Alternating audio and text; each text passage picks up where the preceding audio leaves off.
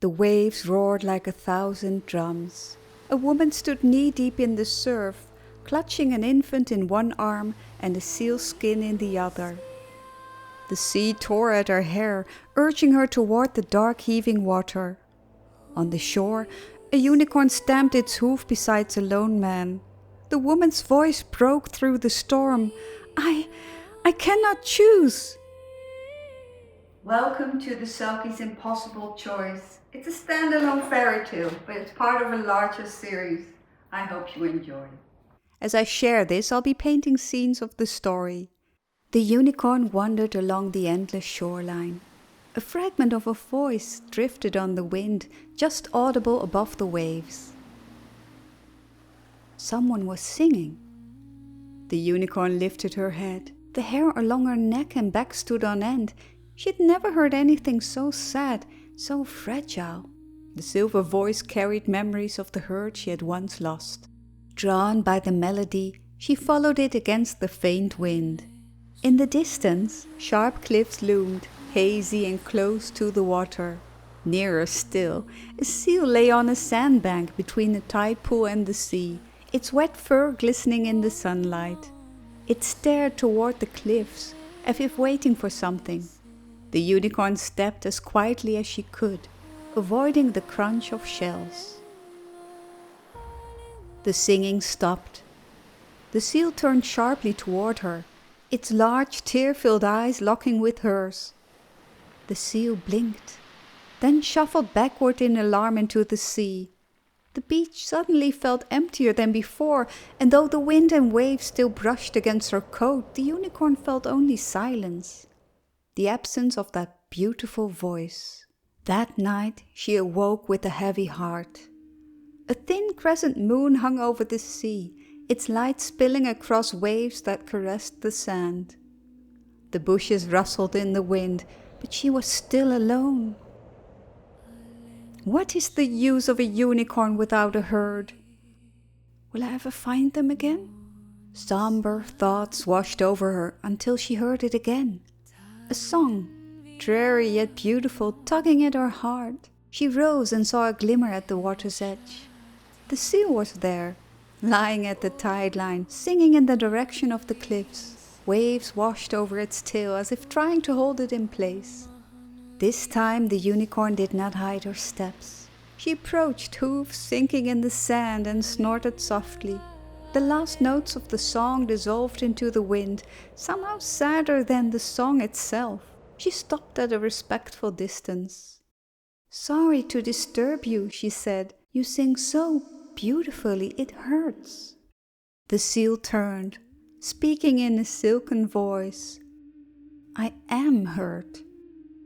The unicorn stepped closer, but swallowed her questions about the missing herd. This seal suffered. The creature shifted nervously. The unicorn stopped, then lowered herself to the sand. "Please, sing." "Singing won't help," the seal said, showing sharp teeth that glinted in the moonlight. "I don't know why I'm here." It glanced toward the cliffs, then looked back at the sea. "My husband, Ronan, is worried sick. He didn't want me to come. Every day I think of this beach, these cliffs, and a red boat. When I hunt, when I play, even in my dreams. In all my dreams a red boat lands on the shore next to the cliffs. Ronan pleaded me not to return. He fears that if I come here I will never go back to him. But I would never leave him. He's my true love. But still, I'm restless. It keeps me awake. I had to see this place again. I don't even remember what I left here, but it feels important." The unicorn remained silent. "Ronan let me come to find what I've lost. I promised I return to the kelp gardens by the full moon." Both looked up. The moon was only a waxing crescent. "Now that I'm here," the seal said softly, "I'm afraid to go closer. I'm afraid of what I'll find. Each time when I see the red boat, I see a dangerous human, but I think—" She stared at the empty sea. The unicorn whinnied gently. "Can you help me?" the seal asked. The unicorn bit her lip. She needed to help herself. She had so many questions. But the moon was climbing, and this silver glow seemed to demand an answer. I will help you. I will help you until the full moon. The seal's mouth curved into a smile. You already knew I was a Selkie, didn't you? I am Moira. And you? The unicorn shook her head. My true name is not for you. Then something I can call you, Moira pressed. Doesn't have to be your real name, something that fits. The unicorn thought for a while. She was but a whisper in the wind. Whisper. Whisper saw movement at the horizon, a little red dot. What are you doing? Moira flopped in the sand. I am bringing you to the boat. Whisper didn't slow. She was done waiting. After years trapped in a cave by the dragon, she was ready to move. Moira slid into the sea to keep pace, her sleek body cutting through the water. The unicorn felt a spark of joy watching her glide so swiftly. The wind streamed through her mane, a silver-white dash along the shore. They reached the cliffs at first sight. Great boulders jutted from the sand like sleeping giants, and beyond them, halfway the cliff, a small settlement stirred awake. Smoke curled hazily from a chimney. Whisper had never met a human, though she had heard they were clever and dangerous. The Selkie looked up with wide, searching eyes, and then narrowed them slightly. Why are you helping me? Whisper's gaze drifted to the endless shallow horizon. A small red boat was drawing near. A large man with blonde hair bent over the oars. I'm looking for answers, just like you, she said, and you may be the only one who can help me. But he might be able to help you. Moira's voice tightened. What if he's dangerous? If he's a fisherman, I can't risk to be in the water. And on land, he's so large, his legs could outrun me. Then shed half your Selkie hide. That way you have both choices, and I can distract him if you need to flee. They stood at the shoreline as the boat drew closer, and they were spotted. Moira was trembling. The man's eyes were fixed on the strange sight of unicorn and seal, side by side. His hand raked through his blonde curls. The seal shook her head violently, and the fur came loose. She pulled the Selkie skin over her head and shoulders and held it in her hand. The man beached the boat, leapt onto the sand and hauled it up before striding toward them. The backpack on his shoulders swung with each long step. Whisper lowered her head, horn angled in warning. The man froze, raising his hands. Moira? The Selkie gasped and dropped her sealskin in shock. She grabbed for it and then hesitated. The man smiled faintly and sad. Moira, it's me, Eon. Moira moved fast. The Selkie skin almost fell out of her hands, her feet barely touching the sand as she ran towards the man. He in return dropped the straps off his rucksack. Eon? Her voice trembled. He blinked rapidly, his eyes shining as though he could not believe the sight before him. Moira stopped in front of him. He towered over her, sadness and joy mingling in his smile. My Selkie, I thought you would never come back. He opened his arms and Moira pressed herself to his chest, then cupped his face, searching his eyes. Eon, I missed you. I missed you so much. He looked down on her. I will never let you go again. Tears streamed down Moira's cheeks. Their kiss was soft, so tender it made Whisper feel like an intruder. She began to step back when a small fragile cry rose over the wind. Moira froze in Eon's embrace, her eyes going wide, her body trembled. No, she stumbled back, clasping her hands over her mouth. I forgot about the both of you. New tears came, raw, aching. She sobbed as Eon swung his backpack forward. From it, A small head of ash-blonde curls emerged. The infant stopped crying as Eon gently set the pack on the sand. Grey eyes scanned the beach, then fixed on Moira. They widened, and a smile lit the child's face. One tiny sharp tooth gleaming as two arms reached eagerly toward her. But Moira did not move. She sank to her knees, stricken. How? How could I forget you? She clutched her chest, a low moan escaping her lips. Her own child lost to memory, swallowed by the waves. The unicorn hung her head. She had never seen such raw emotion, yet she felt its weight pressing on her own heart. Eon lifted the child from the sack and placed her in Moira's arms. The little one was silent now, studying her mother intently. Twined around the child's leg was the softest, almost white sealskin. Innie! The sea and wind roared in the background, unnoticed by the three. But Whisper noticed. The waves were restless, the air was tightening. She turned away, leaving them together. Her chest felt tight, her heart pounding harder than the surf. She found a narrow path up the cliff and reached a hidden ledge sheltered from the wind. There she sank onto the rock. Will my own reunion, far across the sea, be like this? What if the herd has forgotten me? Or what if they're gone entirely? The next morning, sea fog blanketed the beach like a soft shroud. All sound was muffled, intimate. A fine mist of droplets clung to Whisper's coat as she stepped into the shallows. Whisper? The unicorn turned. Normally she would have sensed someone approaching long before. Moira stood there, the sleeping infant cradled against her hip, in a sling made from her own grey sealskin. Thank you. Without you I might have never found Eon and Innie. I'm in your debt.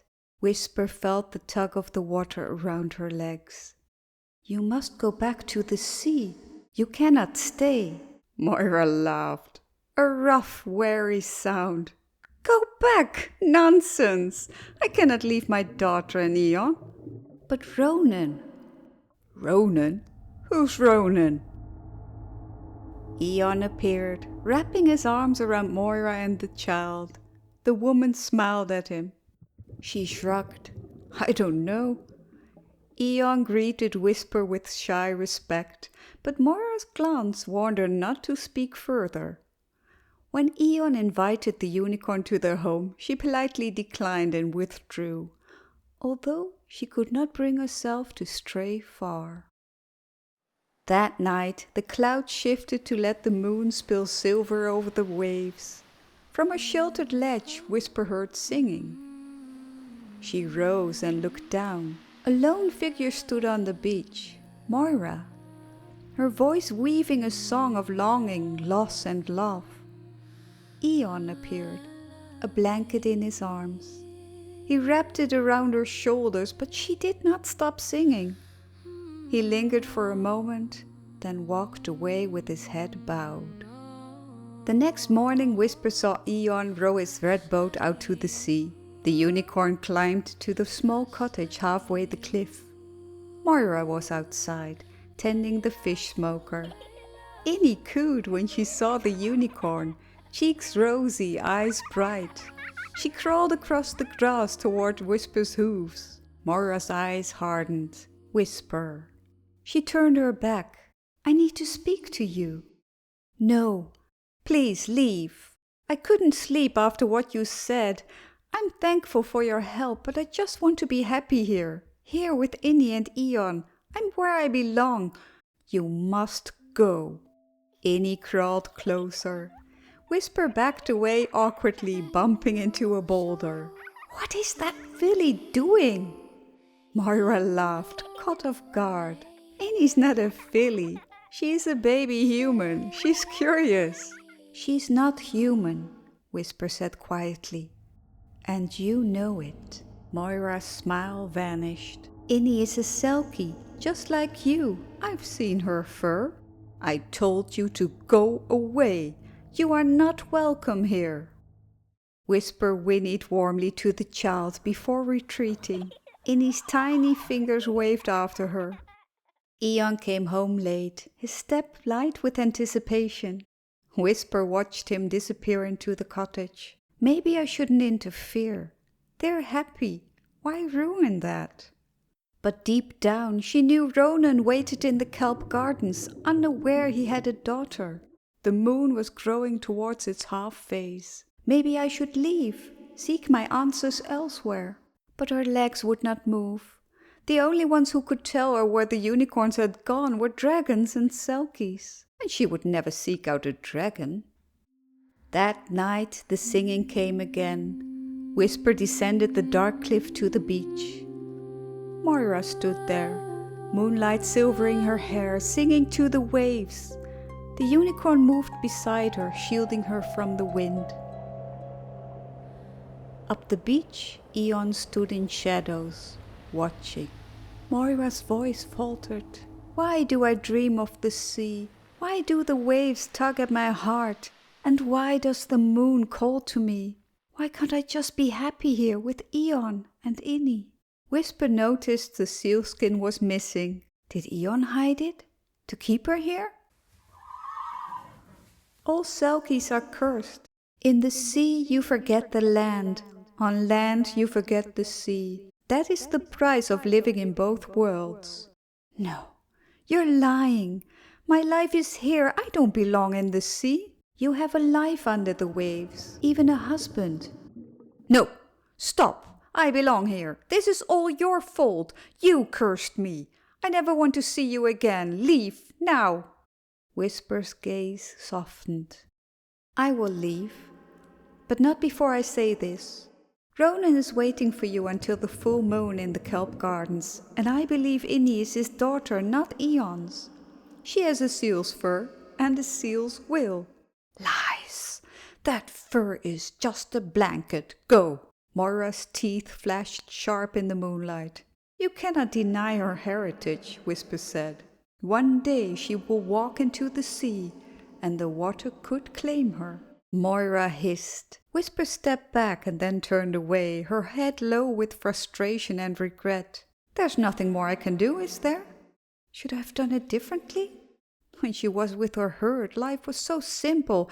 Out here, everything was tangled. She returned to her ledge, unable to leave. A full day passed with the ebb and flow of the tide. Seagulls fought over fish in the shallows. Ian left in his boat at dawn, but returned early, as if afraid Moira might vanish while he was away. That night, Whisper waited for a sorrowful song from the beach. But it was painfully quiet. Nothing. The absence of Moira's voice hurt even more than the mournful melodies ever had. Clouds drifted in front of the moon, sometimes parting just enough to reveal its silver light. The full moon was approaching. The next morning dawned bright and warm. No wind. The sea lay unnervingly still. Even the seagulls were quiet. Ian's boat was leaving late, but this time Moira and Innie were with him. Laughter rolled across the water. A Whisper lifted her head. Maybe this is it. Maybe Moira should stay here and live happily ever after. Ronan had known the risk when he let her go, hadn't he? And what about Ian? The days blurred. Whisper roamed farther, up the cliffs, inland through meadows, along the shore, but kept her distance from the little family. Sometimes she glimpsed a seal, watching from the waves. But whenever she tried to approach, it would vanish. One afternoon, she spotted Moira, Ian and Innie playing on the beach. Innie splashed in a tide pool, all smiles and giggles. Moira and Ian chased each other, teasing, laughing, and there was no more singing at night. The weather held calm until a few days before the full moon. Then the sky dulled from blue to grey and the wind began to stir. That day, Ian went out in his boat alone. Moira and Innie were nowhere to be seen. Ian returned early, catching little. The same happened the next day. No Moira, and a tense, hurried Ian. Something was wrong. The wind tugged at Whisper's mane, pulling her toward the beach. She hid behind a boulder as the red boat approached. Eon moved quickly, securing the boat before striding up the slippery path toward his cottage. Whisper followed silently in the drizzle. No Moira outside, only smoke curling from the chimney. Then the door opened. Moira sat on the floor, cradling Innie in her arms. A metal chain fastened around her ankle led to a bolt in the wall. Her sealskin lay discarded in the corner. Whisper froze. "How dare you chain us, Selkie?" The door closed behind Eon, cutting off her view. Whisper reared, whinnying again and again, full of rage. She was afraid to kick the door, for she might hurt Innie and Moira. But nothing happened. She lost her patience. She reared again, now ready to smash the door, when it suddenly flung open. It was Moira, wild-eyed, furious. Whisper dropped back to her hooves, stunned. "I told you to stay away!" The unicorn's gaze dropped to the raw red marks around Moira's ankle. Eon appeared behind her, a looming presence. "But he chained you!" "You know nothing," Moira snapped. "You just don't like Eon. You can't take a hint, can you?" She seized a broom and swung it at Whisper. The unicorn stared wide-eyed at the audacity, threatening an immortal with a broom. "Go away, this is none of your business." Eon caught the broom from above, holding her back. "She means well, she's your friend." "She's no friend of mine." Moira's voice was sharp as broken glass. "I understand why your herd left. You're a—" Whisper didn't wait to hear the rest. The words struck harder than any blow. She turned and fled, her white coat scraping against jagged rocks, tumbling down slick boulders to the beach, running faster and faster into the wind. This hurt more than the dragon's claws had. She welcomed the cold rain, hoping it would strip the words from her heart. Her old hiding place was not empty. Eon was waiting there in the pouring rain, curls plastered to his head, clothes dripping. Whisper braced herself. She could not understand why Moira would defend a man who chained her to a wall. Even if Moira's words had cut her, this man was a danger. To Moira, to Innie, perhaps even to her. She lowered her horn towards him. "Whatever weapon you carry, drop it. If you ever hurt Moira again, or chain her, I will pierce your heart." Eon lifted his reddened hands from the rucksack in surrender. "I mean you no harm. What's in the pack?" He turned it slowly. A fold of grey and white sealskin showed beneath the lid. "You puny human, can't you let them be? You took their seal pelt." She lunged, with the point of her horn aimed at his heart. She could hear it pounding. They stood frozen as the rain poured over them. A familiar, dangerous scent reached her even through the rain. Her nostrils flared. Fire. Eon found his voice. "The seal furs. Moira set them on fire. I pulled them from the flames. I'm afraid to leave the skins with her. She's unraveling, desperate." "You're only trying to save your own skin." Eon's chest heaved. "I love Moira and Innie. I will never hurt them." Whisper tilted her head, horn still hovering close. The rain softened to a drizzle.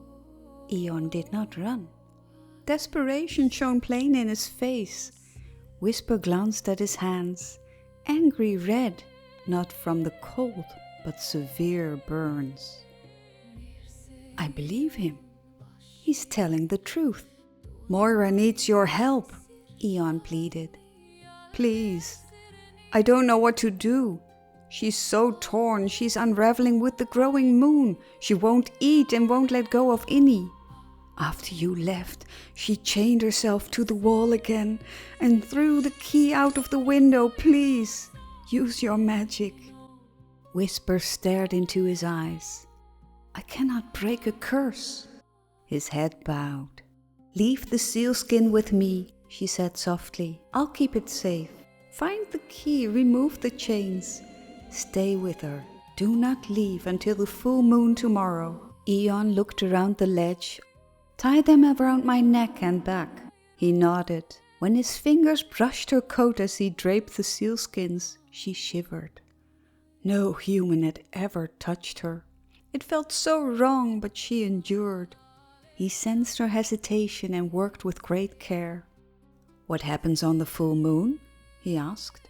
"She keeps staring at it every night." "I'm sorry, Eon. You seem a good man, but Moira has lived 2 lives and is cursed by the not knowing. In the sea she cannot remember the land. On land she cannot remember the sea." "I knew Selkies could change shape," he whispered. "Not that they forget." He hesitated. Deep down he already knew. What other life did she forget? "Ronan," Whisper said, "her Selkie husband. The one who waits for her at the full moon."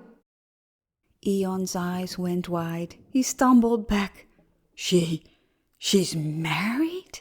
"Please don't be angry. She did not remember. It isn't by choice. It's the Selkie curse." He opened and closed his mouth. Then his gaze snapped to whispers. "Tell me the truth." "Innie was born after just 8 months, but she was so small I thought—" Whisper did not answer. To her own surprise, she touched his burned hand with her muzzle. The heat eased, the red faded. A sob broke from him. "Not my daughter, not my wife." Beneath the grey sky, Unicorn and man stood in silence until his breathing steadied. "Meet me on the beach tomorrow night," the Unicorn said, "when the full moon rises, and bring Moira." He nodded once, shoulders slumped and went. He moved slowly, like an old man. Whisper watched him disappear, then curled up on the ledge. The sealskins around her were warm, almost comforting. Exhaustion claimed her at once. The Unicorn woke to the howl of wind, weaving its own wild song around the rocks. Whisper rose, shaking the salt spray from her coat. Eon had tied the sealskins well. The gale tugged hard, but could not tear them from her. From the ledge, the world below was chaos. Dark clouds chased each other over cliffs and sea, the beach a shifting blur. The sea heaved with great white-capped waves, thrashing against the shore. Not far from the cliff base, a lone seal lay upon the sand. Whisper picked her way down, head low against the stinging sand. The seal didn't notice her approach. Its eyes were fixed on the cliff where Eon's cottage clung to the stone. "Ronan?" Whisper called above the roar. The seal twisted sharply, barking in surprise. "Ronan? Moira Selkie?" It gave no answer, only a shocked stare through the storm's haze. "I know you were to wait in the kelp gardens, but you felt something, didn't you? She's here at full moon tonight." The seal barked again, uncertain, then slid toward the waves, vanishing in the boiling water. Maybe it's just a common seal. The weather only grew wilder. Gusts came like hammer blows, pouring rain from the sky. Whisper lingered close to the shelter of the cliffs, restless.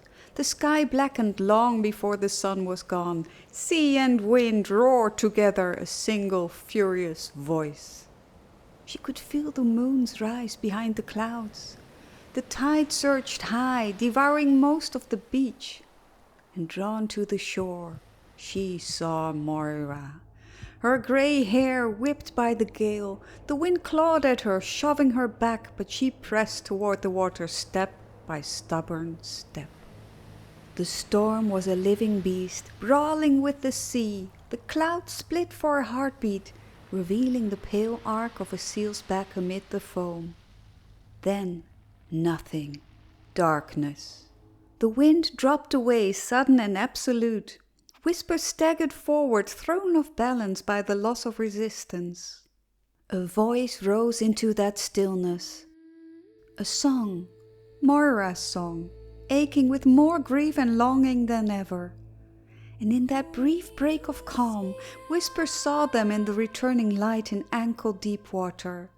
Ion holding Moira in his arms, his grip tight, her body straining toward the waves. Whisper broke into a run. Ion released Moira at the sight of the unicorn and ran to Whisper. In one motion he seized the seal skins and draped Innie in the pale fur, her tiny flippers singed. She stared at Ion and Innie that was half seal. Though the wind had stilled, the tide kept rising fast, pulling and pushing around her knees. Ion waded toward her, her sealskin in one arm, child in the other. "Ion, what are you doing?" "You have to go back. Take Innie to the sea. Show her what calls to you." No, I belong here." He draped the skin around her. Moira pulled it up to her waist without looking away from him. Ion held Innie out. The waves surged around them cold and insistent. Innie cried softly as the waves washed under her. A shape moved beyond them. A seal in deeper water, then a cloud covered the sea again. In the next light the seal had shed its skin, rising as a tall man. The tide clutched at Whisper's hooves, tugging harder as if to pull her in. "Moira," the man called. She turned sharply, eyes wide, the whites flashing in the moonlight. "Ronan?" "No! Ronan!" Ion held Moira and Innie close for one breath, then let go and stepped back. The sea answered with a roar like 1,000 drums. Moira stood alone, knee-deep in the surf, clutching Innie on her hip, the rest of her sealskin in the other hand. Ronan came closer, his mouth falling open at the sight of the child. He looked from Moira to Ion and back. "I missed you so much." She looked over her shoulder to Ion. "Ion, I love..." The storm resurged. It came howling back from every direction, the sea wind tearing at Moira's hair, urging her deeper into the water. Innie wrestled restless in her grip. On the shore, Whisper stamped beside Ion, bracing against the wind. Moira's voice broke through the wind. "I cannot choose!" Dark clouds swallowed the moon. Whisper saw only darkness, heard only Moira's cry. When the clouds slid away, Moira and Innie were gone. Swept into the heaving water, their sealskin not yet fully on. "No!" Ion's voice was raw. Ronan's face mirrored his horror. "They'll drown!" Ion plunged in just as Ronan vanished beneath the waves. The moon hit again, then after a few breaths returned the light on an empty, angry sea. No one to be seen. She was alone. The unicorn raced the shoreline, rearing against the black sea. The storm pressed down. Then, for a heartbeat, the light returned. She sank back on her hind legs. Two men walked knee-deep in the surf. Ronan carried Moira. Ion cradled an awfully silent Innie, limp in his arms. Both men staggered ashore. Moira coughed, but Innie did not move. Whisper's breath caught until she saw the truth. Not a human child, but a tiny seal, wide-furred and blinking up at Ion with bright eyes. She barked softly. The saddest smile crossed Ion's face. He carried the little seal to Ronan, who was kneeling beside Moira. "This is Innie," Ion said. "She's your daughter." The little seal barked again. Ronan pulled the silky skin oh so gently from her head and was greeted with a smile with one sharp tooth. Ronan blinked in awe, then looked to Ion, who nodded. Turning to Moira, Ion's voice was steady. "Ronan will care for you both. You could not choose because you did not know. I cannot be your love. You already have a husband. Innie needs her father. Do not look for me. Moira's lip trembled. She fell into his embrace. He draped her in the sealskin and looked over her head to Ronan. Take good care of them, or I'll come for you at the Kelp Gardens. A grin, all sharp teeth, flashed in the moonlight. Ian planted a kiss on Moira's head. They stood still in their embrace for a long time. Then Moira turned to whisper, I am so sorry. The unicorn shook her head. Together, she and Ian pulled the skin over her head, and the woman became the seal Whisper had once met. Ian waded to Ronan with open arms, and Ronan lifted Innie to him for one last time.